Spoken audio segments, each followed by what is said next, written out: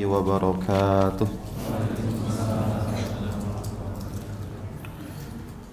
Alhamdulillah. Alhamdulillahilladzi hadana lihadza wa ma kunna linahtadiya laula an hadanallah. Asyhadu an la ilaha illallah wa asyhadu anna Muhammadan abduhu wa rasuluh. Allahumma salli wa sallim wa barik ala abdika wa rasulika Muhammadin wa ala alihi wa sahbihi wa man iktafa atharahu ila yaumil qiyamah. Amma ba'd. Ayuhal hadirun ikhwatal iman rahimani wa rahimakumullah. Alhamdulillah, segala puji bagi Allah, milik Allah Subhanahu wa taala, yang dengan nikmat-nikmatnya maka sempurnalah kebaikan-kebaikan yang ada. Kita bisa hadir di tempat yang mulia ini karena dimudahkan oleh Allah Subhanahu wa taala. Falahul hamdu wa lahus syukru. Maka miliknya lah rasa syukur kita dan miliknya lah segala pujian-pujian dari kita. Allahumma salli wa sallim wa barik wa zid wa an'im ala abdika wa rasulika wa khalilika Sayyidina wa maulana Muhammadin wa ala alihi wa sahbihi wa man iktafa atharahu ila yaumil qiyamah.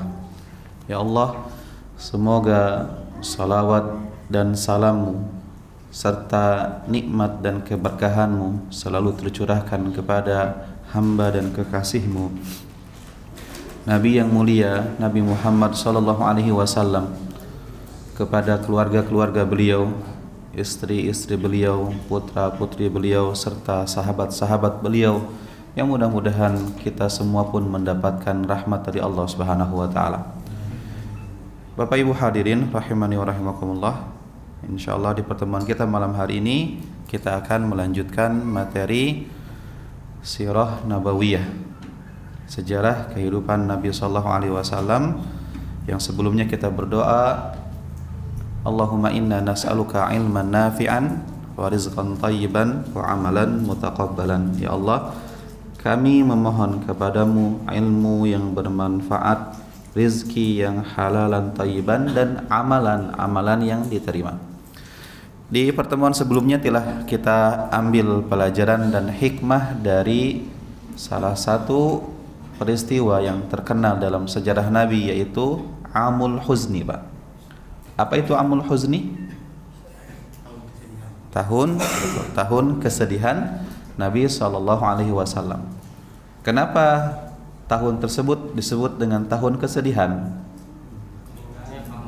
Betul, pertama meninggalnya paman beliau Abu Talib, yang menjadi pendukung dan pelindung dakwah Nabi SAW. Yang Nabi mengatakan, semenjak Abu Talib meninggal dunia, aku tidak pernah merasakan gangguan yang lebih berat kecuali setelah Abu Talib meninggal dunia. Dan tentu yang membuat Nabi lebih sedih daripada itu, karena Nabi yakin pelindungnya adalah Allah Subhanahu wa taala, adalah pamannya ini meninggal dalam keadaan kafir. Paman yang dianggap sebagai ayah, sosok ayah bagi Nabi sallallahu alaihi wasallam, dari umur 8 tahun sampai Nabi menikah, bahkan sampai diangkat menjadi Nabi dan Rasul, dibela dan dilindungi. Tentu Nabi sallallahu alaihi wasallam memiliki rasa cinta dan sayang terhadap Abu Talib. Akan tetapi ternyata hidayah di tangan Allah, dan Abu Talib meninggal dunia dalam keadaan kafir. Kemudian yang kedua, kenapa tahun tersebut disebut dengan tahun kesedihan? Meninggalnya istri beliau Khadijah radhiyallahu taala anha. Disebutkan dalam kitab ini bahwa Khadijah adalah nikmat besar yang diberikan kepada Rasulullah. Istri yang salihah adalah kenikmatan yang luar biasa di dunia ini, Pak. Maka Nabi mengatakan dalam satu hadisnya kepada Umar bin Khattab, ala adulluka bi khairi ma yaknuzu bihi almar'u. Maukah aku tunjukkan kepada kalian apa harta karun yang harus kalian miliki di dunia? Maka Nabi mengatakan almar'atus salihah, yaitu istri yang salihah. Kenapa seperti itu? Yang namanya istri yang salihah adalah ketika engkau perintah dia, dia taat. Kemudian ketika engkau memandanginya, engkau senang dan ridho terhadap manjanya, cantiknya, wanginya, karena manjanya, cantiknya dan wanginya hanya diberikan kepada suaminya, tidak kepada orang lain. Dan ketika seorang suami melakukan perjalanan, maka istri tersebut menjaga kehormatan selama suaminya itu melakukan safar. Itulah istri yang salihah. Akan tetapi maka kita sebagai seorang suami kadang perlu kita pahami, kemanapun kita pergi, dimanapun kita mencari, yang namanya wanita tercipta dari tulang rusuk yang bengkok. Engkau luruskan secara paksa patah, engkau biarkan maka semakin bengkok. Maka bermuamalahlah dengan wanita dengan cara yang ma'ruf, kata Allah Subhanahu wa taala. Naam, ikhwatal iman hadirin rahimani wa rahimakumullah.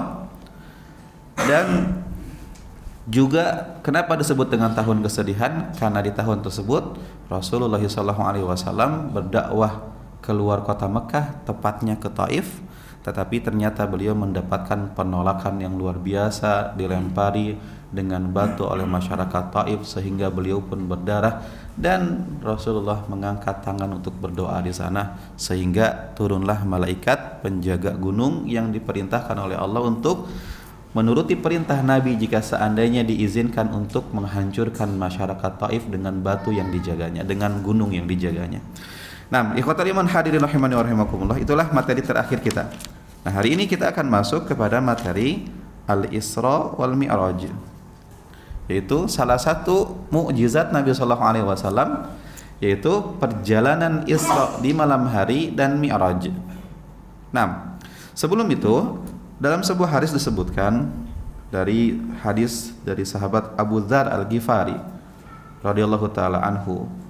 Beliau pernah mengatakan, "Ya Rasulullah, ayyu masjidin wudi'a fil ardi awwalan?" Ya Rasulullah, masjid apa yang dibangun pertama kali di muka bumi? Maka Nabi SAW menjawab, Al-Masjidil Haram. Hadis riwayat Muslim, yaitu masjid yang diletakkan pertama kali di muka bumi ini adalah Masjidil Haram, yang dibangun oleh siapa? Nabi Ibrahim dan Nabi Ismail alaihi wassalam. Kemudian sahabat Abu Dzar bertanya lagi, kemudian setelah haram apa lagi yang kedua? Maka Nabi mengatakan Al-Masjidul Aqsa, dan yang kedua adalah Masjidil Aqsa. Berapa jarak pembangunan antara haram dengan Aqsa? Kata Nabi sallallahu alaihi wasallam, jaraknya adalah 40 tahun. Wa aynama adrakat kas-salatu fasalli fahuwa masjid. Kata Nabi sallallahu alaihi wasallam, dimanapun engkau mendapati suatu tempat, maka salatlah di sana, karena sesungguhnya semua tempat di muka bumi ini adalah masjid, bisa dipakai untuk tempat sujud kepada Allah Subhanahu wa taala. Kecuali beberapa tempat kan, seperti kuburan, seperti hammam, kamar mandi, toilet, kemudian kandang hewan, maka itu bukan masjid. Tapi selain daripada tempat-tempat yang disebutkan tadi, itu semuanya bisa dijadikan sebagai tempat salat, sujud. Dalam hadis yang lain disebutkan Nabi SAW mengatakan, lamma farigha Sulaiman min bina'i baitil maqdis. Ketika Nabi Sulaiman merampungkan, menyelesaikan pembangunan Masjidil Aqsa, Baitul Maqdis, sa'alallahu thalathan. Nabi Sulaiman meminta 3 hal kepada Allah. Pertama, hukman yusadifu hukmahu.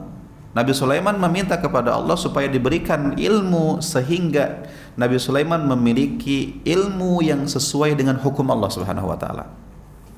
Kemudian berdoa yang kedua adalah wa mulkan la yambagi li ahadin mim ba'dihi, dan juga kerajaan yang belum pernah dimiliki oleh seseorang pun, baik sebelum Sulaiman ataupun setelah Sulaiman. Artinya Nabi Sulaiman meminta kepada Allah supaya diberikan kerajaan, kekayaan yang luar biasa yang belum pernah dimiliki oleh orang manapun, baik sebelum Nabi Sulaiman ataupun setelah Sulaiman nanti sampai hari kiamat. Berarti Nabi Sulaiman adalah nabi terkaya di dunia. Tapi sekaya-kayanya Nabi Sulaiman, Allah menyebutkan apa tentang kekayaan dunia? Wallahi ma hadhihi dunya, demi Allah, kehidupan dunia ini dibandingkan dengan kehidupan akhirat adalah seperti ketika seseorang dia mencelupkan jarinya ke dalam laut, kemudian mengangkat tangannya, dan lihatlah berapa tetesan yang mengalir dari tangannya itu. Itulah sekaya-kayanya orang dunia seperti itu, Pak, tetesan itu. Berarti Nabi Sulaiman alaihissalam dengan kerajaan yang luar biasa dibandingkan dengan kehidupan surga baru sebatas tetesan itu. Masalahnya berapa tetes itu, Pak? Mau melakukan uji coba ke laut, tarik tangannya, tetesannya berapa itu? Itulah tetesan kehidupan dunia. Sehingga kehidupan surga luas nikmatnya seperti apa? Seluas lautan itu. Bapak dengan kerja keras selama ini, banting tulang, peras keringat, mencari nafkah dari pagi sampai sore, kira-kira berapa persen di atas itu, Pak? Berapa persen? Makanya Allah mengatakan, menasehati apa? Walal akhiratu khairu wa abqa. Wal akhiratu khairu wa abqa. Akhirat itu lebih baik daripada kehidupan dunia, atau surga lebih baik daripada kehidupan dunia. Nah, itu yang kedua, minta kerajaan yang belum pernah dimiliki siapapun. Dan yang ketiga adalah supaya orang yang datang ke Aqsa melaksanakan salat di sana kecuali dihapuskan dosa-dosanya seperti bayi yang baru lahir. Maka Allah Subhanahu wa taala mengijabah doa-doa dan menolak doa yang terakhir. Jadi Nabi Sulaiman diberikan ilmu yang ilmunya tersebut sesuai dengan hukum Allah. Karena Nabi Sulaiman adalah seorang raja. Kasus-kasus yang terjadi di zaman Nabi Sulaiman itu banyak. Dan Nabi Sulaiman berhukum dengan hukum yang beliau istihad di sana dan sesuai dengan hukum Allah Subhanahu wa taala. Kemudian yang kedua apa? Kerajaan diberikan kepada Nabi Sulaiman. Kerajaan manusia, kerajaan binatang, kerajaan jin tunduk kepada Sulaiman semuanya. Bahkan kekayaannya melimpah. Dan yang ketiga ditolak oleh Allah Subhanahu wa taala. Siapa yang salat di Aqsa dihapuskan dosanya seperti bayi yang baru dilahirkan. Akan tetapi Aqsa memiliki keutamaan yang lain. Maka dalam perjalanan Isra Mi'raj Nabi sallallahu alaihi wasallam, Nabi melakukan Isra, perjalanan malam dari mana ke mana? Dari Masjidil Haram menuju Masjidil Aqsa. Dan melakukan Mi'raj dari mana ke mana? Dari Aqsa menuju Sidratul Muntaha, mendapatkan mandat salat ibadah dari Allah Subhanahu wa taala secara langsung. Allah Subhanahu wa taala pun menyebutkan kisah Isra ini dalam surat Al-Isra ayat pertama. Allah berfirman, A'udzu billahi minasy syaithanir rajim. Subhanalladzi asra bi'abdihi lailan minal masjidil harami ilal masjidil aqsa. Ilal masjidil aqsa alladzi barakna haulah linuriyahu min ayatina innahu huwas samiul basir. Yang artinya Maha Suci Allah Subhanahu wa taala yang telah mengisrakan hambanya di satu malam dari Masjidil Haram menuju Masjidil Aqsa, tempat yang diberkahi. Jadi Aqsa itu adalah Al-Ardul Muqaddasah, tempat suci. Al-Ardul Mubarakah, tempat yang diberkahi itu Aqsa. Tempat lahirnya para nabi, tempat dakwahnya para nabi di sana. Kemudian linuriyahu min ayatina, supaya kami tunjukkan tanda-tanda kekuasaan kami. Sesungguhnya Allah zat yang maha mendengar lagi maha melihat.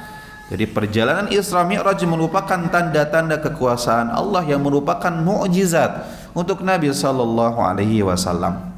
Dalam hadis yang lain, Nabi sallallahu alaihi wasallam mengatakan, la tushaddur rihal, tidak boleh seseorang bersengaja melakukan safar untuk mencari keberkahan dan pahala kecuali ketiga masjid. Apa masjid yang pertama? Masjidil Haram, yang kedua Masjid Nabawi, dan yang ketiga Masjidil Aqsa. Yang mana pahala di tiga masjid ini Allah lipat gandakan, dan Allah maha berkehendak dari apa-apa yang Allah inginkan. Masjidil Haram penglipat gandaannya berapa? Berapa?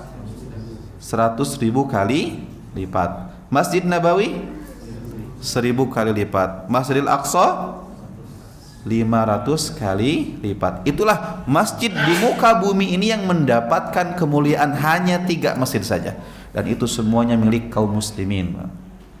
Nah, ikhwatal iman hadirin rahimani wa rahimakumullah. Sehingga pelajarannya, antum mau sholat dimanapun selain di 3 tempat ini pahalanya sama. Baik itu di Istiqlal, baik itu di masjid yang lagi viral di Bandung, ataupun masjid yang di Depok, ataupun di sini di Al-Ikhlas ini, dan di masjid apapun, semua pahalanya sama, tidak ada bedanya, kecuali di 3 masjid ini. Nah, ikhwatal iman hadirin rahimani wa rahimakumullah, mengenai kapan tepatnya kejadian Isra Mi'raj ini, para ulama berbeda pendapat sampai di sini disebutkan ada 6 pendapat di sini kapan tepatnya. Tapi intinya yang masyhur di kita Isra Mi'raj itu terjadi di tanggal berapa? 27 Rajab. Memang salah satu pendapat menyebutkan bahwa Isra Mi'raj itu terjadi di tanggal 27 Rajab tahun 10 kenabian.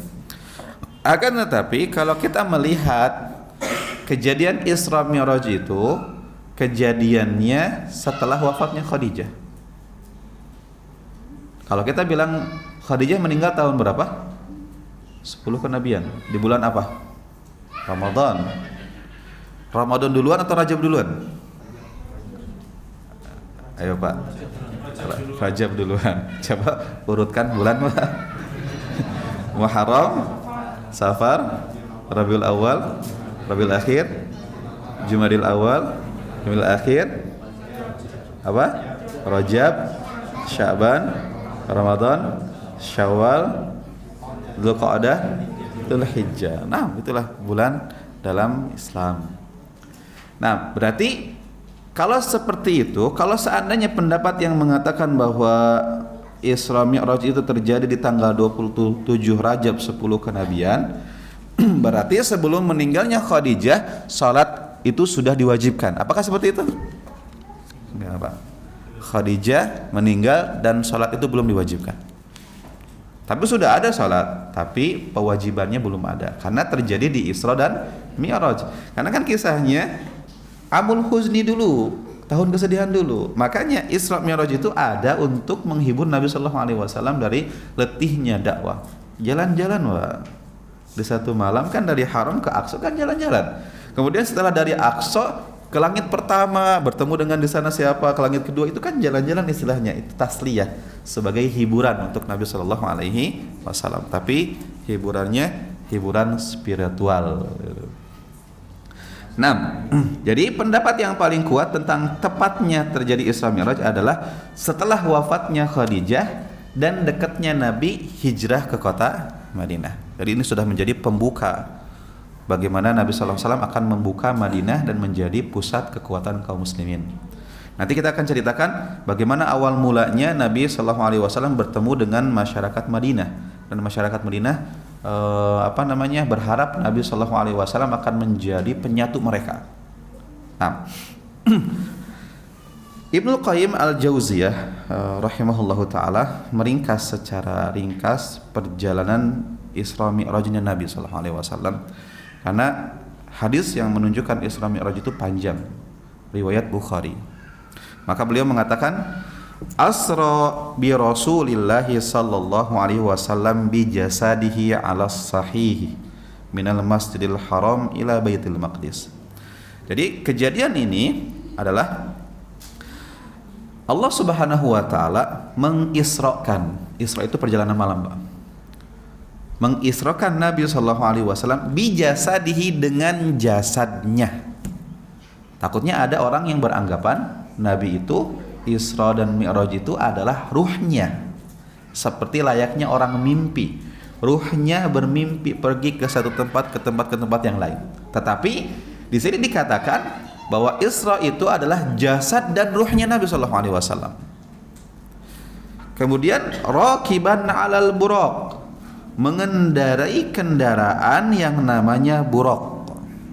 Buraq itu adalah hewan putih, lebih tinggi daripada keledai tetapi lebih pendek daripada kuda.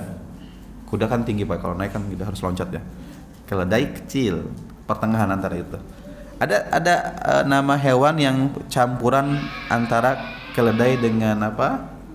Kuda, ada gak? Ada, dalam bahasa Arab ada namanya bigol dia. Dan Nabi sering mengendarai bigol ini. Dalam perang Nabi mengendari bigol. Seperti dalam nanti perang apa?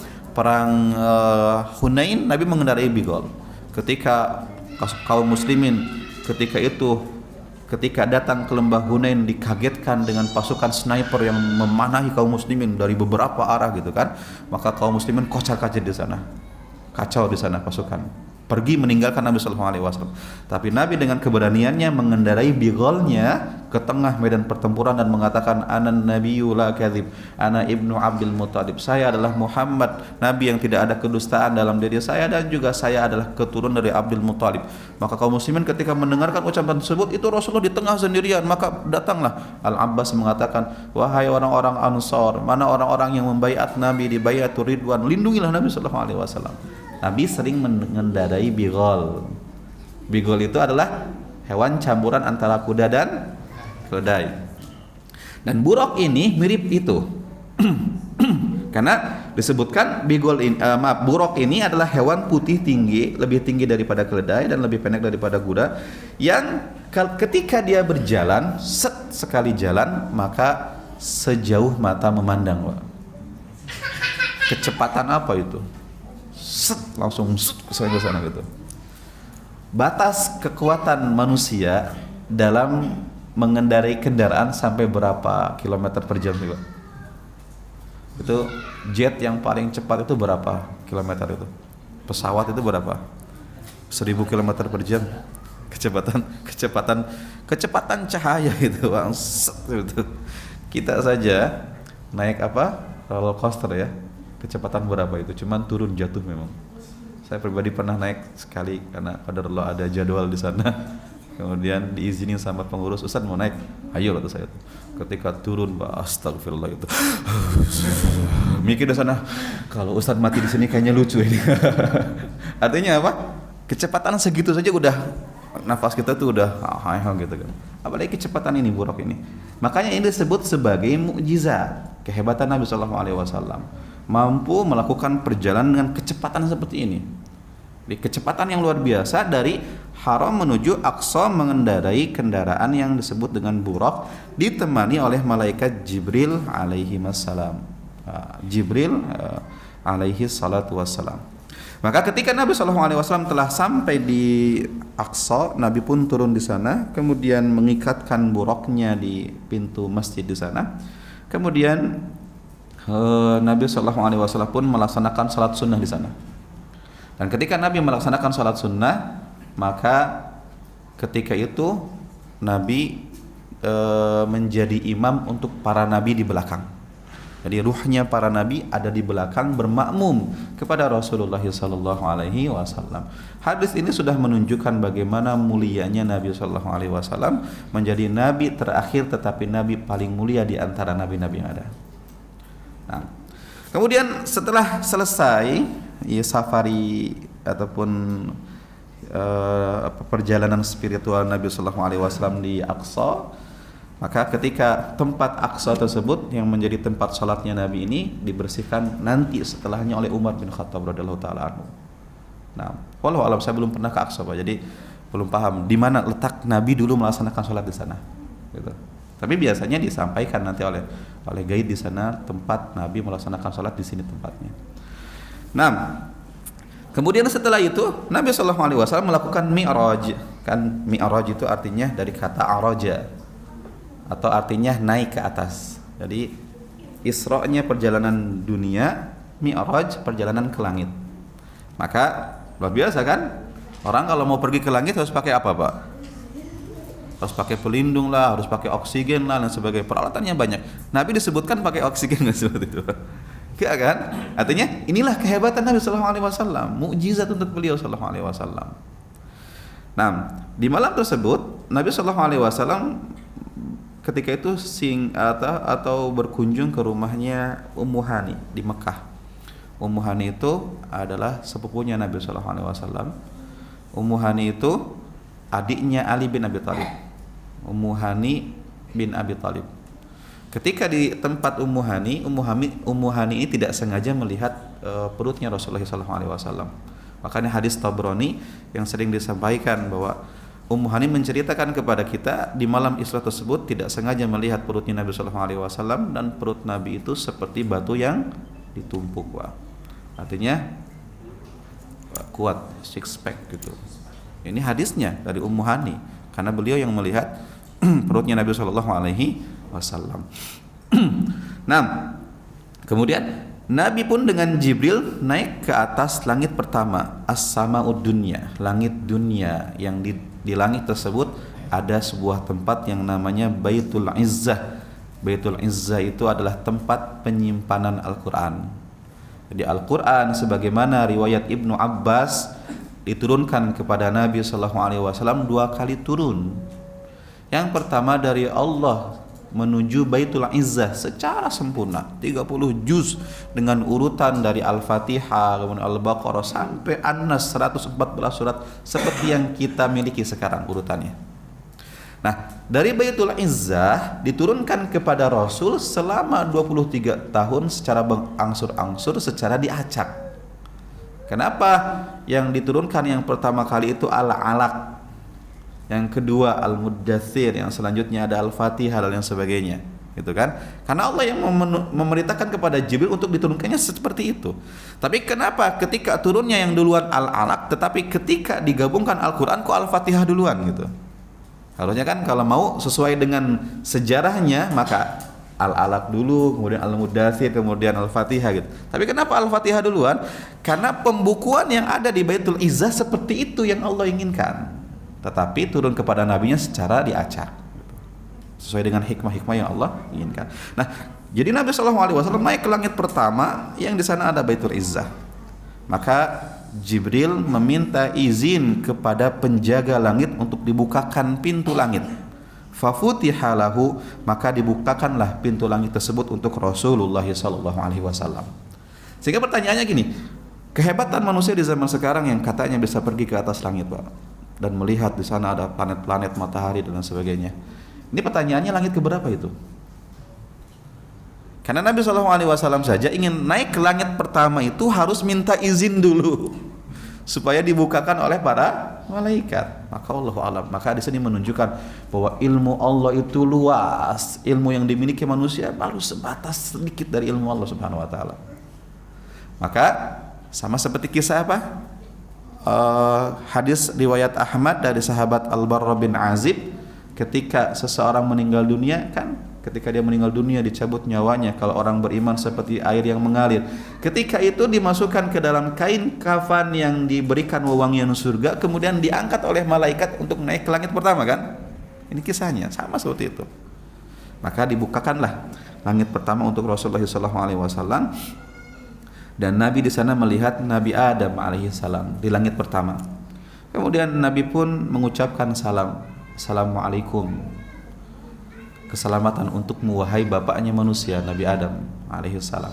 Pertanyaannya, ya kadang kan kalau kita berpikir Nabi ini mengucapkan salamnya sambil naik buraq atau turun. Kalau turun berarti ada dataran yang bisa diinjak Nabi SAW gitu.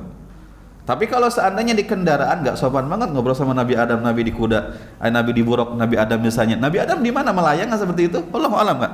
Kita tidak paham, tapi kita imani ini bahwa Nabi SAW bertemu dengan Nabi Adam di langit pertama.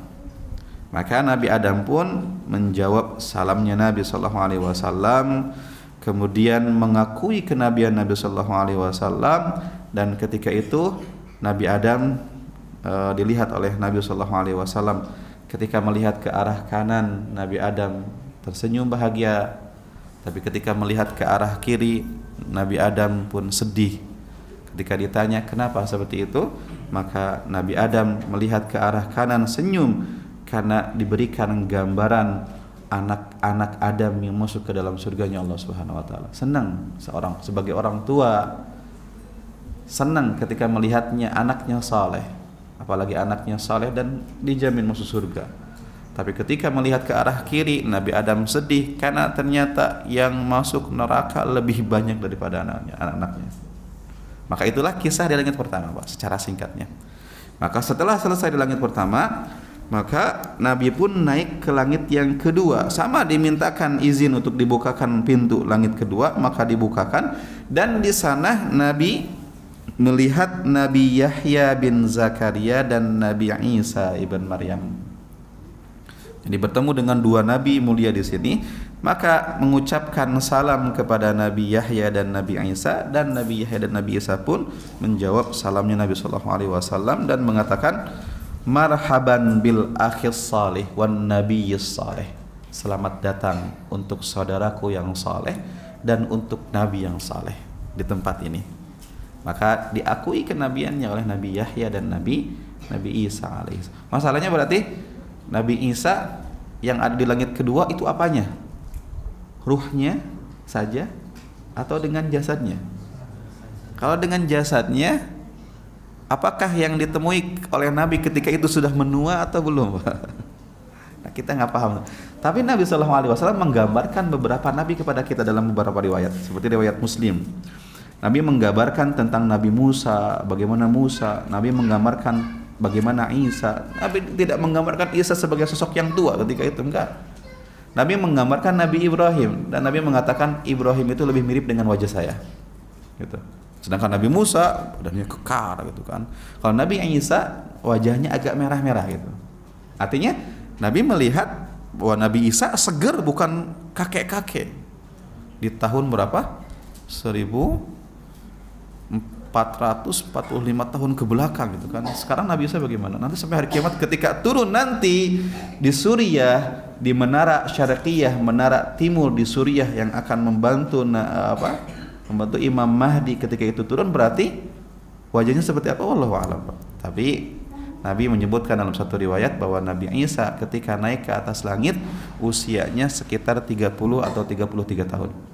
Dan itu adalah umur dari penduduk surga. Penduduk surga umurnya 30 dan 33 tahun. Tidak ada anak kecil, tidak ada pemuda labil, tidak ada kakek-kakek, nenek-nenek. Umurnya 30-33 tahun. Itulah penduduk surga. Maka Nabi Yahya, Nabi Isa ada di langit yang kedua. Kemudian naik ke langit yang ketiga, bertemu dengan Nabi yang paling ganteng, Pak. Siapa? Nabi Yusuf alaihissalam. Para ulama sering berpikir Nabi Yusuf dengan Nabi Muhammad gantengan siapa? Jawabannya adalah Nabi Yusuf alaihissalam. Lebih ganteng Nabi Yusuf alaihissalam. Karena Nabi Yusuf disebutkan dalam riwayat dalam surat Yusuf, gitu kan. Allah berfirman di sana, falamma sami'at bimakrihinna arsalat ilaihinna wa a'tadat lahunna muttaka'a wa atat kulla wahidatin minhunna sikina wa qalat ikhruj alaihin falamma ra'aynahu akbarnahu wa qatta'na aydiyahun wa qulna hasya lillahi ma hadha bashara in hadha illa malakun karim. Artinya ketika ibu-ibu di tempat itu, di tempatnya istrinya menteri itu mendengar kisahnya bahwa istri menteri mencoba untuk merayu anak angkatnya Yusuf, gitu kan. Ketika mendengar itu menggunjing, menggibah, menggosipkan, maka akhirnya diundanglah ibu-ibu tersebut dalam jamuan makan. Maka ketika mereka sudah disiapkan pisau, makanan, buah-buahan, ketika mereka sedang memegang pisau-pisau tersebut, maka dikatakan kepada Yusuf, "Hai Yusuf, lewat saja," kepada mereka. Maka ketika Yusuf lewat, maka mereka pun takjub, terbawa imajinasi yang luar biasa. Ketampanan Nabi Yusuf membuat mereka tidak sadarkan diri, Pak. Termenung dan melihat ketampanan tersebut, sehingga tidak terasa tangannya dipotong-potong, teriris-iris sampai berdarah, dan mereka tidak merasakan sakit. Sampai ketika Yusuf sudah berlalu dari pandangan mereka, baru mereka melihat tangannya berdarah dan kesakitan. Setampan apa orang kalau orang tersebut lewat di hadapan para gadis sampai terkenang seperti itu, kemudian ketika ditampar-tampar dia nggak rasa misalnya, ataupun berdarah-darah dia nggak merasa. Itulah ketampanan Nabi Yusuf alaihissalam. Sedangkan Nabi Muhammad SAW disebutkan dalam literasi Syama'il Muhammadiyah, kesempurnaan fisik Nabi SAW. Ada karangan juga, karangan Imam At-Tirmidzi, Syama'il Muhammadiyah, tentang sosok Nabi Muhammad. Akan tetapi tidak disebutkan riwayat bahwa perempuan Mekah kelepek-kelepek melihat ketampanan Nabi SAW. Tapi perempuan-perempuan di zaman itu kelepek-kelepek melihat ketampanan Nabi Yusuf alaihi salam. Dan Nabi Muhammad bertemu dengan Yusuf dan mengucapkan salam. Kemudian Yusuf pun juga sama menjawab salamnya dan mengakui kenabian Nabi sallallahu alaihi wasallam. Kemudian Nabi Muhammad naik ke langit keempat, bertemu dengan siapa? Idris, Pak.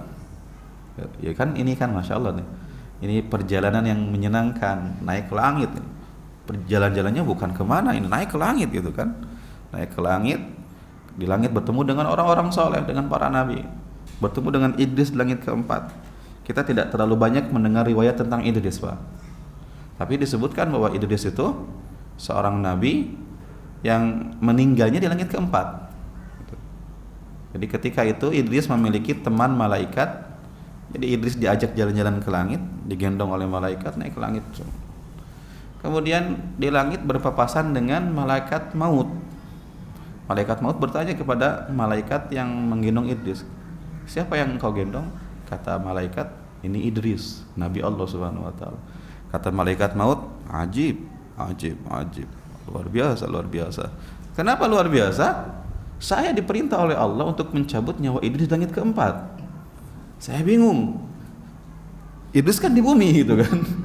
Tapi kenapa disuruh dicabut langit keempat? Ternyata Idris melangkahkan kakinya untuk kematiannya ke sini sendiri menghampiri saya.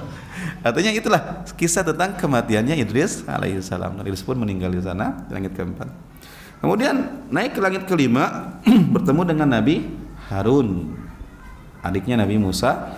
Kemudian naik ke langit keenam bertemu dengan Nabi Musa bin Imran, maka sama mengucapkan salam, dijawab salamnya, disambut dan diakui kenabiannya. Ketika Nabi Musa berpisah dengan Nabi Muhammad SAW ingin naik ke langit ketujuh, maka Nabi Musa menangis. Kemudian ditanya, "Ma yubkik?" Apa yang membuat engkau menangis wahai Musa? Kemudian Musa mengatakan, "Abki, saya menangis li'anna gulaman bu'itsa min ba'di," karena Nabi tersebut diutus setelahku dan umatnya lebih banyak dan umatnya yang masuk surga lebih banyak daripada umatku. Maka Nabi Musa pun sedih karena kemuliaan itu. Maka Nabi Muhammad pun naik ke langit ketujuh dan bertemu dengan siapa? Nabi Ibrahim alaihissalam. Kenapa sebagian ulama menyebutkan kenapa Nabi Ibrahim ditempatkan di langit ketujuh meskipun itu adalah ilmu Allah? Maka para ulama mengatakan sebagai penghormatan kepada Ibrahim. Kenapa? Karena di langit ketujuh ada sebuah tempat ibadah yang didatangi oleh malaikat. Namanya adalah Baitul Ma'mur. Yang ketika itu diperlihatkan kepada Nabi Baitul Ma'mur di langit ketujuh. Nabi mengatakan, "Apa ini wahai Jibril?" Maka Jibril mengatakan, "Ini Baitul Ma'mur, tempat ibadah para malaikat yang setiap hari ada 70.000 malaikat yang beribadah di sana, dan yang 70.000 ini tidak mendapatkan izin untuk ibadah yang kedua kalinya, hanya aksesnya satu kali pakai. Dan itu terjadi sampai hari kiamat.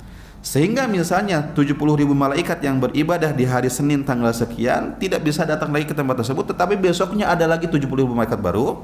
Besoknya lagi ada 70.000 malaikat baru, besoknya lagi ada 70.000 malaikat baru. Itulah malaikat-malaikat Allah Subhanahu wa taala.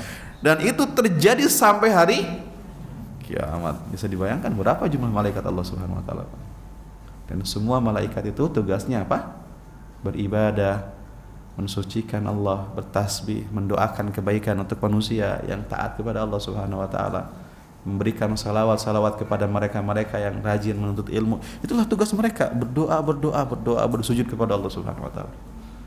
Makanya orang-orang liberal kadang mereka mencari agama dengan akal terus.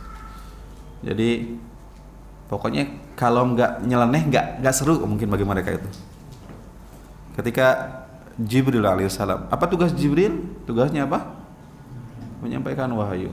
Wahyu sudah selesai. Jibril nganggur dong sekarang gitu, bahasa mereka gitu. Tugasnya apa dong? Jibril tugasnya adalah mengatur malaikat. Tugas intinya adalah bertasbih, mengagungkan Allah Subhanahu wa taala, memimpin para malaikat. Itu Jibril alaihissalam. Meskipun tugasnya sudah selesai menyampaikan wahyu, tapi jangan ada ucapan-ucapan seperti itu, gitu kan. Nah, jadi di langit ketujuh itu ada sebuah tempat yang namanya Baitul Ma'mur, dan Nabi Ibrahim pun ditempatkan di sana sebagai penghormatan. Kenapa? Nabi Ibrahim lah yang pertama kali meletakkan masjid di muka bumi, maka Nabi Ibrahim pun dimuliakan karena tempat yang dibangun oleh Ibrahim menjadi pusat ibadah umat muslim. Maka Nabi Ibrahim pun diletakkan di langit ketujuh sebagai penghormatan. Di sanalah tempat ibadahnya para malaikat.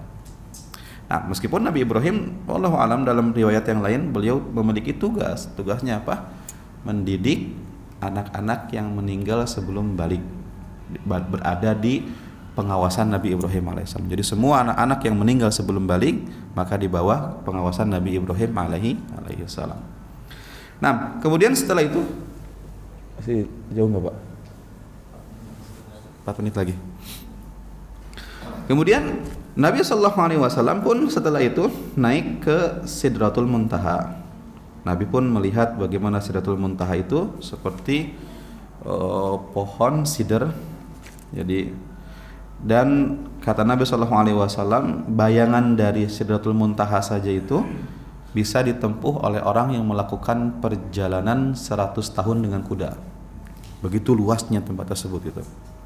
Maka di tempat tersebut Nabi SAW pun mendapatkan perintah dari Allah Subhanahu Wa Taala. Nabi mendekat kepada Allah, kemudian Nabi bersujud. Nabi pun mendengarkan perintah dari Allah Subhanahu Wa Taala, yaitu pelaksanaan salat sebanyak 50 kali. Kisahnya. Kemudian Nabi pun menerima itu. Nabi turun ke langit ke-7, langit ke-6, ketemu dengan Nabi Musa.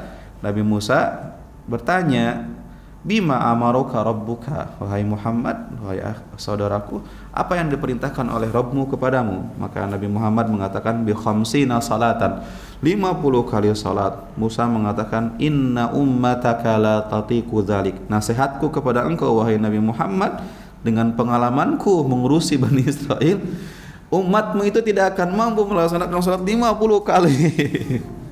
Jadi Nabi Musa itu adalah nabi yang paling banyak disakiti oleh kaumnya. Allah menyebutkan kata dalam Al-Quran mitsaqan ghalidha, perjanjian yang berat, perjanjian yang teguh. Dan Allah menyebutkan 3 kata ini cuma 3 keadaan. Pertama apa? Ketika istri mengambil perjanjian dari kita. Ketika kita menikah dengan seseorang wanita, maka wanita tersebut mengambil perjanjian berat dari kita supaya kita mendidiknya, membimbingnya masuk ke dalam surganya Allah, bermuamalah dengan ma'ruf dengannya dengan baik. Yang kedua adalah ketika Allah mengambil perjanjian dari para nabi untuk melaksanakan tugasnya. Dan yang ketiga apa? Ketika Nabi Musa mengurusi Bani Israel. Jadi kalimat mitsaqan ghalidha itu hanya 3 tempat ini, dan itulah Musa dengan pengalamannya, dengan senioritasnya mengurusi Bani Israel. Lihat, sudah diselamatkan dari apa? Dari Mesir, keluar dari Mesir, ngeyel, minta ini, minta itu. Nabi Musa pun diberikan mandat oleh Allah untuk belajar 40 hari menerima Taurat. Apa yang terjadi pulang? Sudah menyembah anak sapi. Nabi Musa marah kepada Harun sampai dipegang jenggotnya. Harun, kenapa kaumku seperti ini? Kata Harun, jangan salahkan saya wahai Musa. Saya pun sudah menasehati mereka, akan tetapi mereka mencoba membunuh saya. Mereka tidak takut kepada Harun, tapi ketika Musa datang mereka takut. Tapi ketika Musa mengajak mereka untuk beriman kembali kepada Allah, apa yang mereka katakan? Wallahi demi Allah, lan nu'mina laka hatta narallaha jahra. Kami tidak akan beriman sampai kami bisa melihat Allah secara langsung. Itulah Bani Israel. Kemudian Nabi Musa pun mengajak mereka untuk berperang melawan orang-orang Palestina. Kemudian mereka mengatakan apa? Idhab anta wa rabbuka. Pergi saja engkau dengan Tuhanmu berdua, perangi mereka berdua, kami tidak mau, gitu kan. Itulah Bani Israel. Nah, Bani Israel pernah menggunjing Musa. Tahu nggak kenapa Musa tidak pernah mandi bareng dengan kita? Di badannya ada aib. Itulah mereka, gitu kan. Jadi Musa itu paling banyak diperlakukan seperti itu. Makanya Allah mengatakan dalam surat Al-Ahzab, ya ayyuhalladzina amanu, wahai orang-orang beriman, jangan seperti orang-orang yang menyakiti Musa. Jangan seperti orang-orang Yahudi yang banyak menyakiti Musa. Maka Musa dengan pengalamannya mengatakan, umatmu tidak akan mampu melakukan itu. Maka mintalah keringanan kepada Allah. Maka Nabi Muhammad pun agak enggan, tapi melihat ke arah Jibril, Maka Jibril pun seperti memberikan kode, kalau engkau berkehendak ayo kita ke atas lagi. Naik lagi, turun lagi, naik lagi, turun lagi, sampai dikatakan berapa? 10. Masih banyak, kata Musa, naik lagi. Ketika turun berapa? 5. Kata Musa apa? Masih banyak. Tapi kata Nabi Muhammad SAW, qad istahyaitu min rabbi, aku sudah malu kepada Rabbku wahai Musa. Dari 50 menjadi 5 itu luar biasa pengurangannya. Dan engkau 5 masih engkau katakan banyak gitu kan.